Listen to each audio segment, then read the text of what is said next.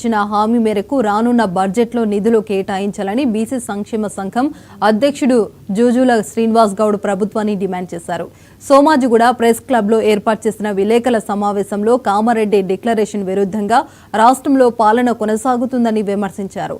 కాంగ్రెస్ ప్రభుత్వం ఏర్పడిన మొదటి బడ్జెట్ నుంచే 20% నిధులు బీసీల కోసం ఖర్చు చేశామని హామీ ఇచ్చి మోసం చేశారని మండిపడ్డారు.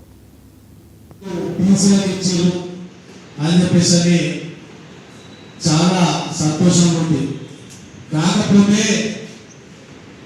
బీసీ సంఘం చేసినటువంటి ఉద్యమాల ఫలితం ఉద్యమ తారస్థాయికి చేరుకొని ఇక్కడ హైదరాబాద్ లో మొదలు పెడితే ఢిల్లీలో ఉన్నటువంటి రాహుల్ గాంధీకి సెగ తగిలి అక్కడ మనం అనుకున్నది జరుగుతుందేదో తెలుసుకొని బీసీలకు ఇవ్వాల్సిందే తప్పదు అని చెప్పి నిర్ణయం తీసుకొని అక్కడ బీసీలకు కేటాయించడం జరిగింది.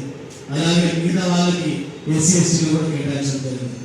మిగతా పార్టీలు కూడా ఓవైపున భక్తులు బీసీ సబ్జెక్టు ఇలా బీసీ పక్కపడుతుంటే అన్ని అగ్రవర్ణాలకి రేవంత్ రెడ్డి గారు స్వయంగా చెప్తున్నారు పద్మశాలి గర్జనలో, మొన్న ఎగ్జిబిషన్ గ్రౌండ్ లో జరిగినటువంటి పద్మశాలి గర్జనలో, బీసీలారా మీకు ఏం కావాలనో నాకు ఎలాంటి కోరికలు లేవు, నాకు ఎలాంటి అలవాట్లు లేవు, నా బిడ్డ పెళ్ళయింది, నాకు కుటుంబ భారం లేదు, నాకు చిన్న వయసులోనే ముఖ్యమంత్రి తెలంగాణ రాష్ట్రానికి 2వ ముఖ్యమంత్రి అటువంటి అవకాశం వచ్చింది, నాతో పని చేయించుకోవడం మీ బాధ్యత,